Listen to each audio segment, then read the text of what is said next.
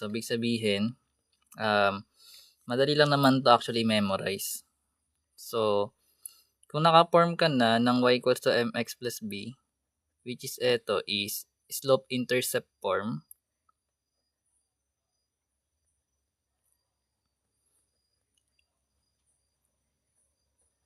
Madali mo na mahanap yung slope. So, sa case na to, yung m natin is yung magiging slope. Then, yung b natin is magiging y-intercept. Kaya siya tinawag na slope-intercept. And pag sinabi nating y-intercept, ito makikita mo to sa, tingnan mo, naglalabo. Kasi mababa eh. Nakakaduling kasi. Masyadong mababa. Malinaw. So, kapag meron tayong y-intercept, makikita mo to sa y-axis. So, di ba sa Cartesian natin, kung ito yung x-axis, ito yung y-axis mo. Yung y-intercept, dito mo yan makikita sa vertical line mo. Or, ibig sabihin nun guys, yung value ng x sa ordered pair mo is 0. So, let's say x may 0, then makakuha ka ng b, which is ito yon. So, bali ganun siya ginagawa. Or kahit takpan mo na lang yung variable mo na x, na may x doon. Kung ano yung nakita mo sa b doon, yun yung magiging y-intercept. Siyempre, consider mo pa rin kung plus or minus yung nakalagay dito. Anyways, sabi natin, kapag meron tayong slope na m na given, and this is greater than 0, sabi sabihin mga positive numbers, no? So, kasi greater than 0, kung sa number line natin, sabihin natin, ito yung 0, ito yung 1, ito yung negative 1. Pag greater than 0, ibig sabihin mga positive number. Then kapag less than 0, that is negative numbers, no? So, ngayon, kung greater than 0, ibig sabihin yung itsura ng line natin is increasing or pataas yung graph mo. So, ito is increasing. Pataas. So, pag binabasa natin yung graph, sabi ko nga lagi, left to right. Di ba? So, left to right. So, galing ka sa left, punta ka ng right. So, kung ito yung graph mo, paangat siya. Ibig sabihin, punta ka ng right maangat siya. Kaya siya increasing. Then, kung meron ka namang slope na less than 0, ibig sabihin mga negative numbers. So, this is decreasing. Pababa naman. So, pag binasa mo yung graph, bumababa from left to right. So, decreasing siya. Then, as for yung slope natin na equal 0, ito naman is horizontal, no? So, this is constant. Then, meron tayong vertical, undefined naman yun. Pero hindi naman siguro lumalabas yan. Pag vertical yung line mo, guys, undefined. Malagay natin. Pero wag na. Okay na yan. Ganyan. Pero ganyan siya yung maging patandaan mo. Naintindihan mo ako, Nathan? Nathan! Naiintindihan na ba mga pinagsasabi ko na hindi niya naiintindihan? Y is constant. O, ayan. So, ano pang gusto mong malaman dito? May mga form pa to actually. Like, let's say, ito kasi slope-intercept na. Wherein, sabi natin, kung hindi given yung slope, kunyari, hindi given yung slope, given yung 2 points. Basically, ito may formula siya na y sub 2 minus y sub 1 over x sub 2 minus x sub 1. So, kung given yung 2 points mo, pwede mo makuha yung slope. Diba? So, for example, nandiyan natin ang example. Wag na, pero ganun siya ginagawa eh. Anyways, so, kung meron ka ng slope-intercept form, pwede ka nang pumasok sa point-slope form. Ito naman guys, is ginagamit kasi itong mga form na to kapag ginawa mo equation ng line. So, pwede siya naka-equate na slope-intercept form, pwede siya naka-point-slope form. Depende sa given. So, let's say given yung isang point, tsaka yung slope. So, bali magiging format mo dyan is y minus y sub 1 equals m times yung x minus x sub 1 para makuha yung equation ng line. So, yung x sub 1 tsaka y sub 1 mo, siya yung ipa-plug mo sa given na point. Kunyari, may given ka na point na 3 tsaka 2. Siya yung ilalagay mo sa x sub 1 tsaka sa y sub 1. Hindi mo ilalagay sa x tsaka sa y na. So, ganun yung point slope form. So, meron pang 2-point form. So, yung 2-point form naman, ibig sabihin, dalawang point yung given. Ito, given yung point. Let's say, meron tayong point x sub 1, y sub 1. Tapos, meron tayong given na slope. Pag 2-point form, may dalawang point nga na given. Let's say, meron tayong point 1. Let's say, x sub 1, tsaka y sub 1. Then, point 2. Let's say, x sub 2, tsaka y sub 2. Pero hindi ko alam kung kung naiintindihan mo yung pinagsasabi ko kung gamit yung mga variables. Pero ibig sabihin lang kasi niyan, may dalawa kang point na given. So, iniba ko lang yung mga nakalagay na subscript para hindi ka malito. Pero sana nagigets. Anyways, so kapag 2-point form naman, so halos parehas lang guys. Magkakaroon tayo ng y minus y sub 1. Galing pa rin to sa sa point slope form. Bali, papalitan lang natin yung m natin. Di ba sabi natin yung slope is y sub 2 minus y sub 1. So, instead na m ang ilalagay mo dito, ilalagay mo siya as y sub 2 minus y sub 1 over x sub 2 minus x sub 1. Then, tsaka mo take a copy na x minus x sub 1. Then, makukuha mo na equation ng line. So, actually, pwede mo naman to kunyari, may given kang may dalawang points ka na given. Kunin mo na yung slope niya para didiretso ka na dito sa point slope form. Sa point slope form kasi, kuha ka na lang ng isang point na given dun eh. So, kunyari, sige, gawa tayo example. So, example, so let's say dalawang point. Bigay kayo ng dalawang point. Ano yung magiging point 1 natin? Dali, ordered pair. Huwag masyadong mataas na numbers. Basta may point. Anong pwedeng lagay natin na ordered pair? 5 tsaka, dalawa dapat kasi ordered pair eh. 5 and kahit ano. Ano mag-isip, lagay mo na. Tsaka 9.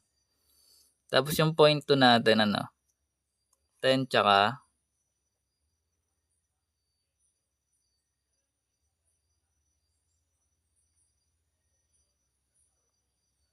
8.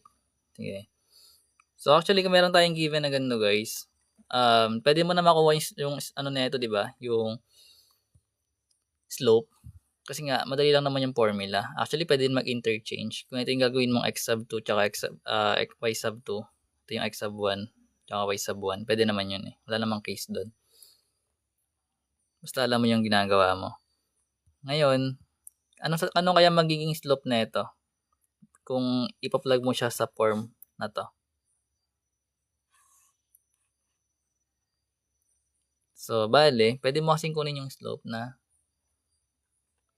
ano kaya? So, pag chinek natin yun, yung slope, di ba yung formula is y sub 2 minus y sub 1 over x sub 2 minus x sub 1. Pa-plug lang natin.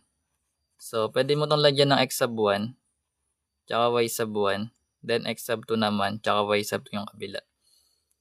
So, yung y sub 2 natin is 8 minus yung 9 over yung 10 minus yung 5.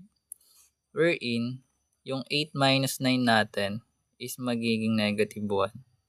Then, yung 10 minus 5 is magiging 5. So, basically, magkakaroon tayo ng m or ng slope which is negative 1 pip. So, ngayon, galing dun guys, pwede mo na i-apply yun dito sa my point slope form. Kasi, given na yung slope natin eh. So, di ba yung point slope form natin is y minus y sub 1 equals m. Tapos, x minus x sub 1. So, ngayon, kailangan mo ng points para na ipa-plug mo sa Nagpa-blurred kasi. Kaya mahirap mag hindi ba blurred yun? So, meron tayong kailangan na kunin na point. So, pwede mong kunin yung isang point dito para makuha yung equation. Pwede etong part na to. Parehas lang naman kakalabasan yan. So, ngayon, alam natin yung slope is negative 1 pip. Then, let's say ang ginamit natin na point is yung 0.1. So, ngayon magkakaroon tayo ng y minus yung y sub 1 natin na 9. Remember, hindi siya negative 9 na. That is 9 lang yung y sub 1 natin. Kasi yung negative part siya ng formula. Then magkakaroon tayo ng slope na negative 1 pip. Then ngayon meron tayong x minus yung x sub 1 natin na 5. So hindi rin siya negative guys kasi yung minus dito is part siya ng formula. So magkakaroon tayo dito ng y minus 9. Then distribute mo lang to. So yung negative 1 pip times x magiging negative 1 pip x. Then negative times negative is magiging positive yon, which is magiging plus 5. Malabo.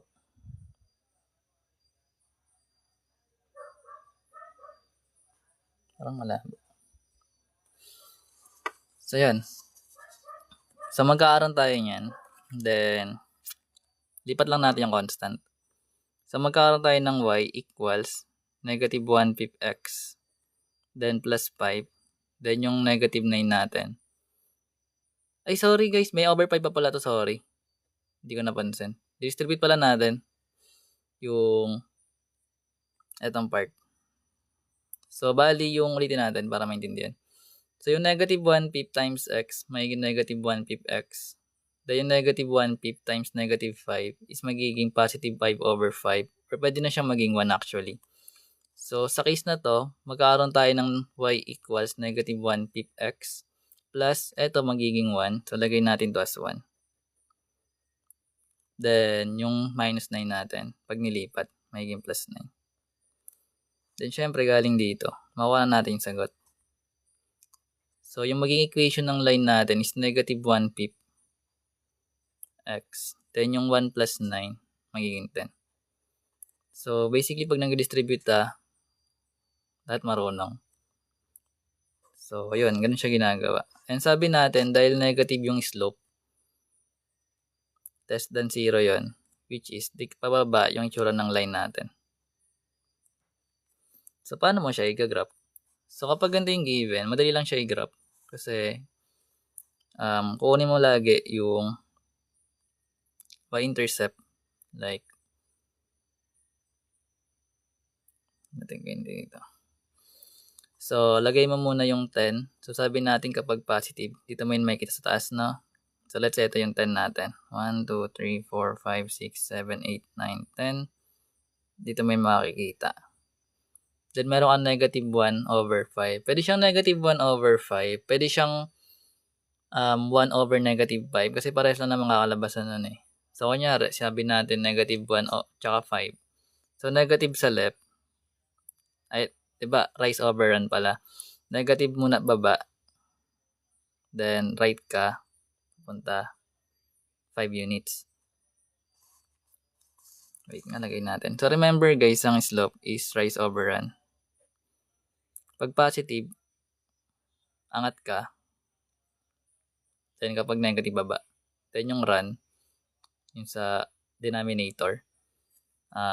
Pag positive, pumunta kang right. Then, pag negative, punta kang left.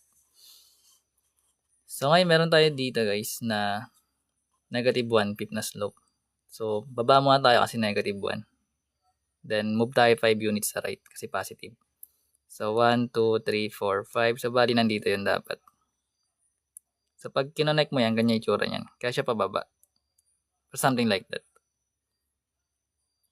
Pero pwede naman siya kasi na 1 over negative 5. So, kung 1 units ka, 1 unit ka pataas, punta yan dito. Then, negative 5 ka, so papunta kang left. So, 1, 2, 3, 4, 5, something nandito yun. Ibig sabihin, tatama pa rin yan dito, guys. Kaya kahit ano, pwede mong ilagay. Depende. Basta yung sign, dapat tama. Kunyari, parehas sila positive, like 1 pip. Pwede mong sabihin na move ka ng taas 1 unit, then 5 units ka sa right, pwede yun. Then, pwede din sila negative 1 over negative 5.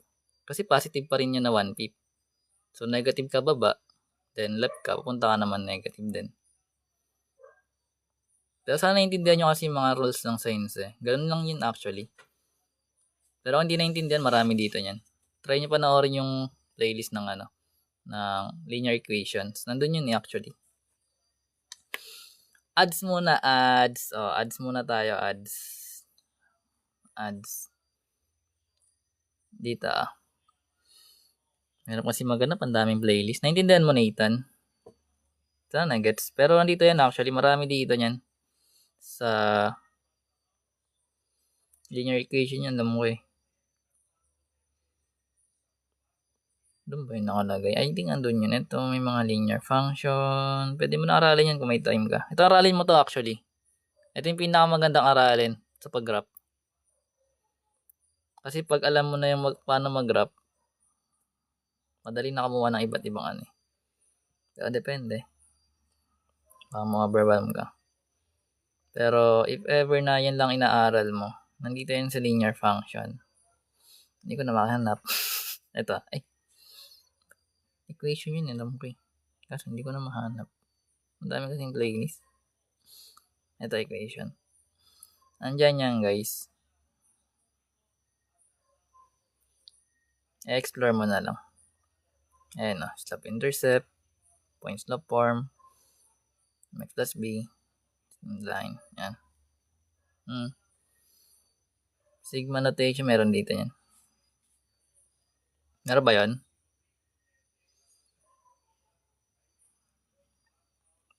Saan na yun? Ang hirap mag-scroll. Ang daming Basta meron yan, guys. Ayoko na. Neto. Ang hindi naman siya mahirap. May problema ba? Sino hindi ba nakaintindi doon? May mga tanong. Sino hindi nakaintindi? Posible.